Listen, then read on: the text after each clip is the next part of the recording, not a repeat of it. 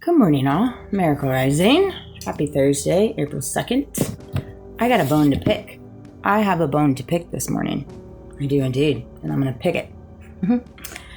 So, as you all know, Trump and his speech last night was, they're just trying to rewrite history. It's so comical. They just tell on themselves. You know, it came to me last night when I was laying down. You've got Iran, putting out their posts, their videos, and they're speaking on behalf of the American people. They know the American people don't want this. And so it's really quite telling the time that we are in at this point in the venture when you've got said war going on. And the opposing side that is in war with the United States is actually advocating for the American people, not actually the leadership inside of America. You know what I mean? That's really quite interesting if you think about what we are on the brink of. You often don't see that if you go back in the history, although they've rewritten history, they're trying to do the same thing now, and they're not going to be able to.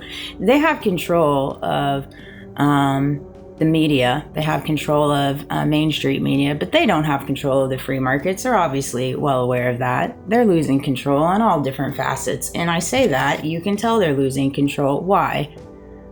Because you got people saying things like this. You're doing well, right? Okay. A thing called Happy Easter. Do we have that? Everyone happy? Anybody that doesn't want... I'm happy. Let me tell you, I'm happy because I feel like we're winning. We're all winning so much. Wow, this is a good table. I like that table. I like that table. You're doing well, right? I like my table too. I think you should sue them, but I think you should sue them. You ought to sue somebody. They're so jealous. So jealous. Of Erica. So jealous. I said you ought to sue their. I can say it. You're not allowed to say this. You have to be nicer. Sue their ass off. Sue their butts off. So this came to me last night after Candace shared that, and I thought to myself, that's a really interesting take. Why is that an interesting take? Well, this is why it's an interesting take, guys. And see, this is how my mind operates. When people talk, when people speak, I see behind the lens. I see behind the words. And what he just said there, I don't even think he understands what he just said there. So I'm going to break it down to him. Why in the world would people be jealous of Erica? She just lost her husband in an egregious way. He was literally assassinated in front of the entire world. So what in the right side of the mind would people be jealous? And then so you have to ask yourself at that point in the thought, when somebody says that, where are they at in their mind to justify that somebody is jealous of somebody because they just lost their husband? They just lost their husband.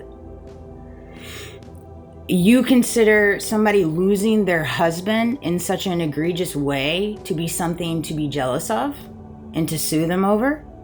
Because that's basically what you're saying. And so to me, again, this is my personal opinion, my beliefs, my thoughts. You're just basically telling on yourself that you somehow, some way, along the way, are involved in it. Because in your mind, you just said that that's something to be jealous over. To be jealous over, as if it's a good thing. As if it is a good thing. What transpired in reference to her husband and where she is at in her walk. She's a grieving widow. She's a grieving widow who just lost her husband. She deserves silence. She deserves not to be questioned. Right? So why in the right mind would you say something like that? Unless there's some kind of positive outcome in that to be jealous of. And why would there be something to be jealous of? Some might ask, right? Well, I guess if we went back to the beginning, in reference to everything that's transpired in the investigation and that's coming out, I guess one would imagine, or one would think, there might be some jealousy in that because of the original planning that went into play in reference to the power and the money that was on the table for Erica and said people to gain. And so in their mind, there is something to be jealous over. There's something to be jealous over. And that's what we all are, is we're jealous of them. We're jealous of them, and we all deserve to be sued. We deserve to be sued because we are jealous of a grieving widow who just lost her husband that was assassinated in front of all of us. That's what he just said there. Isn't that crazy? That's how these people start telling on themselves. Saying stuff like that. Saying stuff like that. And I think it's great Dresky shared the video because it's so half backwards. It's absolutely half backwards.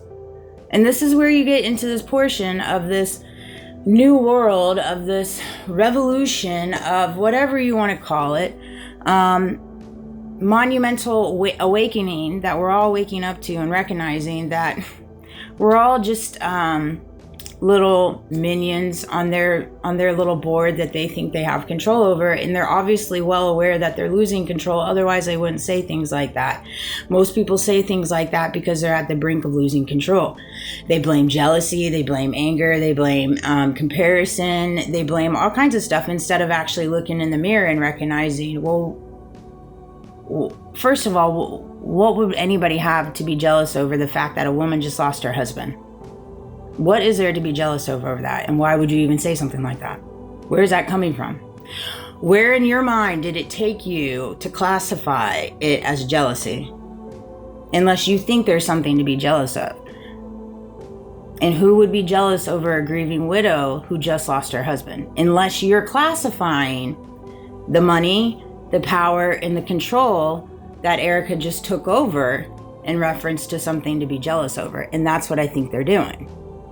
And so I ask myself, why do they think such ways? It must be a 33 thing. It must be a 33 adopted mindset, is what I'm thinking. I could be wrong. I've been known to be wrong. But I thought that was quite telling. I did indeed. So that said, and it's so funny. Jealous of Erica of what? The fact that she just lost her husband. The only person who would say something like this would find pleasure in his passing. Exactly. People don't generally say that unless they found pleasure in passing. And I said it. You know, a lot of people don't want to say the things I say. I get it. It's a heavy hit. It's a heavy purpose. It's a heavy walk. People don't like the truth. People don't like the mirror. That's truly what it is. It's not even just so much the truth, it's the mirror. And that's kind of what you put the truth and the mirror together. When people speak their truth or people speak on truth, it holds up a mirror. And there are people in this world that do not like the mirror when the truth is spoken.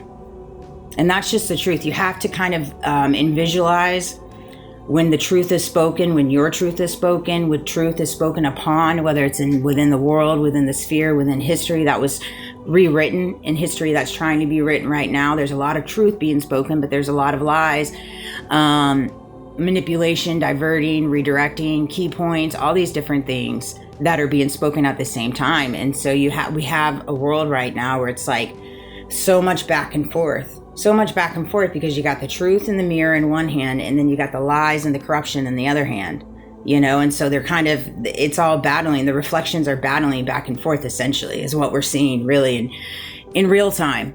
And so agree to disagree. But yeah, that was, this is where you just have to open your mind in reference to the words that you're receiving. Listen to the words, and then follow the actions. Compare the words to the previous actions and see if they align. Like what he said did not align to what happened. And that's why it doesn't make sense. And see, that's where you kind of start seeing the truth and the proof and the evidence unveil itself in a world that manipulates evidence, in a world that creates fake evidence, in a world that creates fake storylines, fake narrations. And this is where the truth starts coming out alongside the evidence with the mirror. And so I love you guys. I hope you have a great